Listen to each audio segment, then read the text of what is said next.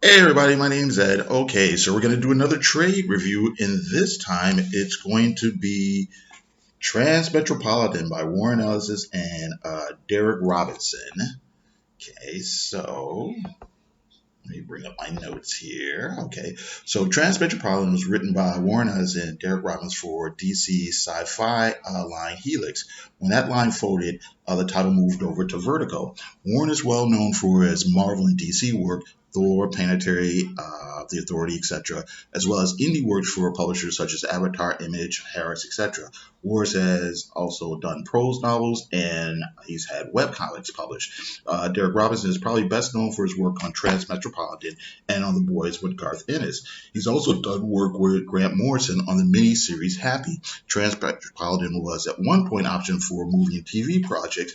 Patrick Stewart was even involved at one point. The premise is basically Hunter S. Thompson goes cyberpunk. The main character is named Spider Jerusalem. He is a cynical journalist living in the near future who comes out of a self-imposed exile to return to the city, which he hated, to become a writer again.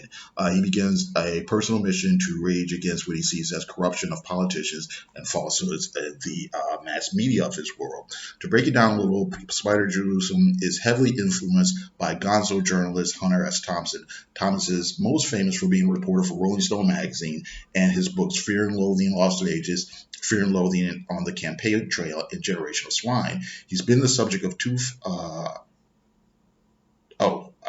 He's been the subject of two films, Fear and Loathing starring Johnny Depp and Where the Buffalo Roam starring Bill Murray. I also believe he was the subject of a couple of documentaries. His first novel, Rum Punch, was also turned into a movie starring Johnny Depp.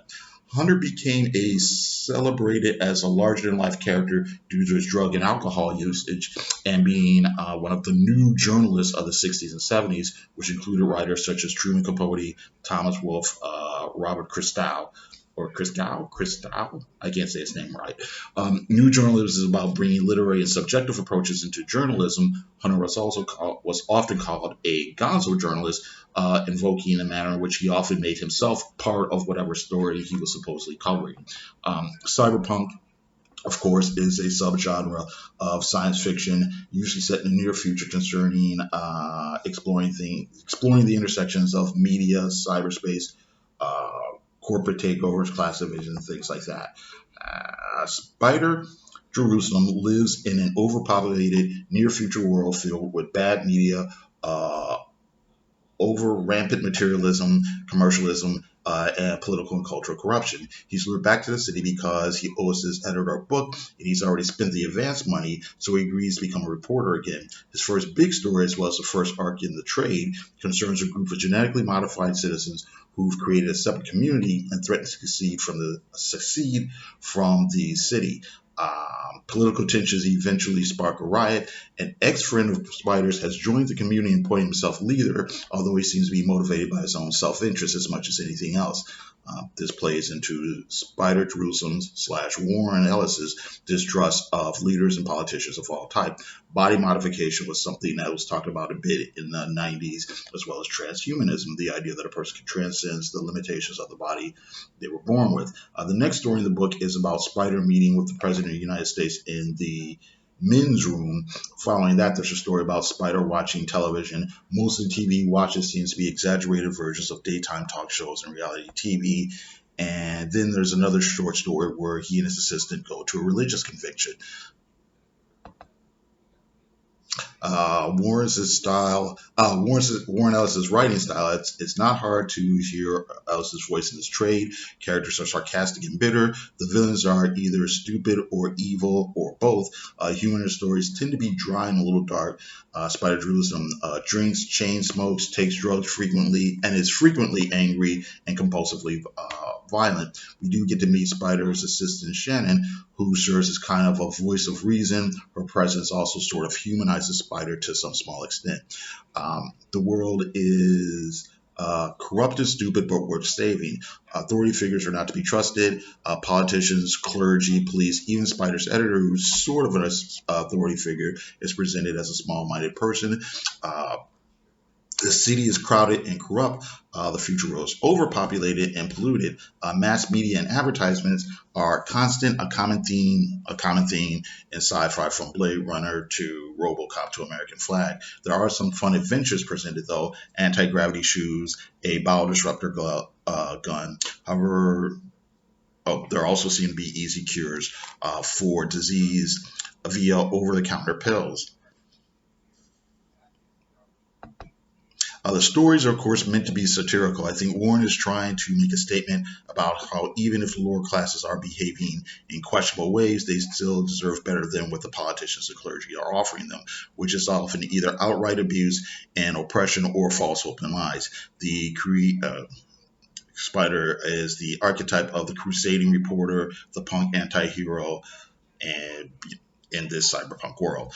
This first trade isn't bad, but I wasn't blown away. I don't think it's a fault of the material, though. I think I went in with slightly higher expectations, and the stories here seem to be Warren and Derek are still finding their footing. My understanding is that the stories get more ambitious as the series continues. The first story makes a big point about big city oppression as well as revolutionaries who are well-meaning but delusional. The story about meeting the president's men's room really didn't say much. It just feels like that kind of visceral feeling of doing what a lot of people wish or fantasize they could do if they met a politician they didn't like and if they met that person face to face. The story about the religion convention might be a little bit more substantive as it tackles the commercialism of religion and fake, in general, and fake religion and fake religions in particular. It's worth noting that Back on the Streets wasn't what we now call written for trade, or a story in a serialized comic is paced to last 5 or 6 issues in order to meet the page count for the inevitable collection. We have 6 issues worth of material here, but it's one 3 issue story arc, then followed by 3 one and done stories.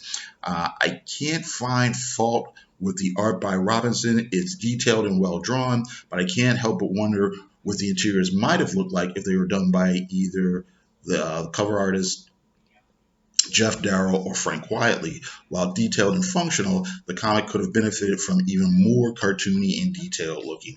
Again, not that Robinson is bad, I just think that Darrow would have had even more background gags, the visual stories in the margins of the frames. I also think with a letterer like Ken Bruzenak from American Flag, or an artist like Adam Warren, Dirty Pair, Empowered, could have done with like future logos and ad designs and things like that. All in all, Back in the Street is a fun ride. And just to show you some of the art, let's see, this is a Darrow cover, of course.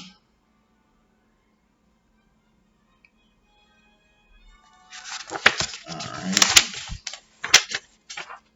Forward by Garth Ennis. But here we go. Here's what I was talking about, background gags and things like that. There's all kinds of really interesting things going on in the background here.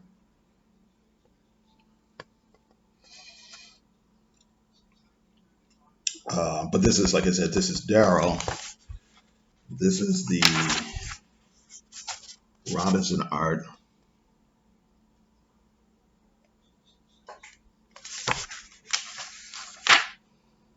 It's pretty funny here.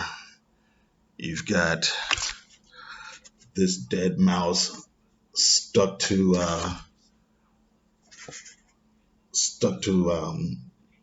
his money here, this $5 bill.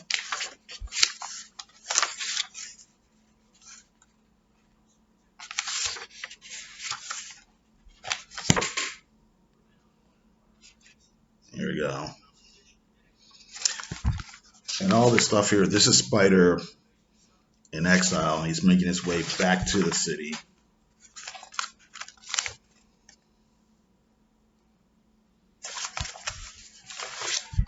And then when he finally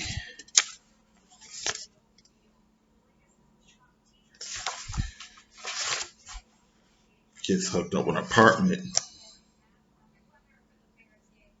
he shaves off all his hair.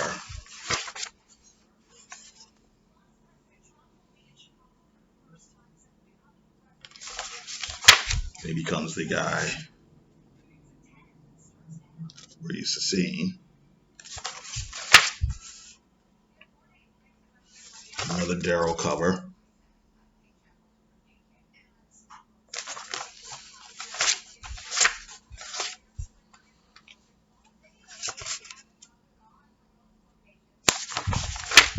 Here is, let's see here.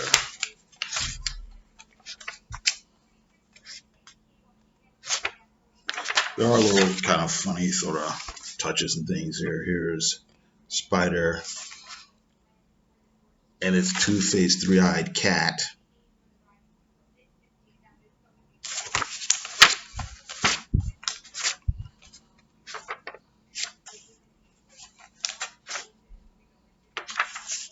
Here's the Riot. This is sort of funny. Using a strip club here. And women have barcodes covering their nipples.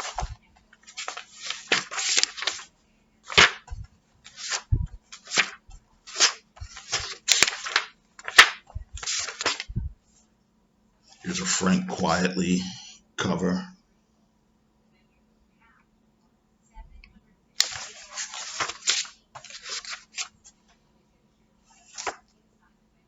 Here's Spider's assistant, who was incidentally one of the strippers at the club.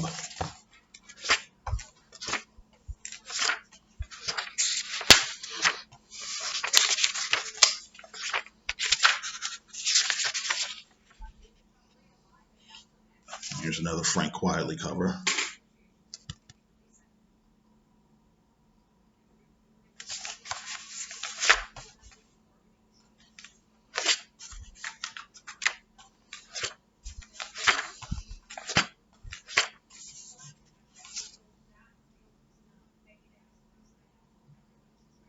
This is from a story where Spider drives himself crazy by watching television all day.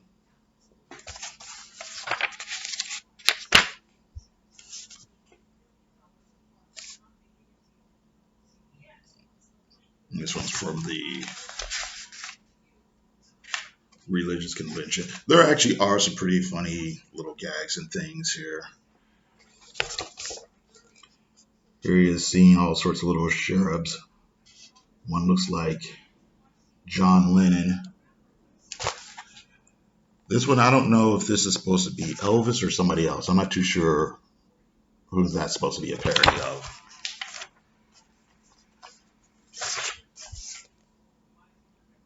All right, then. Okay, just to give you a little taste of that. Okay, so then that's pretty much it. Like I said, I liked it. I liked it enough to get the next trade. It was interesting. It was entertaining. Didn't blow me away, but supposedly the stories do get, like I said, better and more ambitious and things like that. So I am looking forward to getting the next trade. So, okay, so thank you very much for watching. You guys have a great day.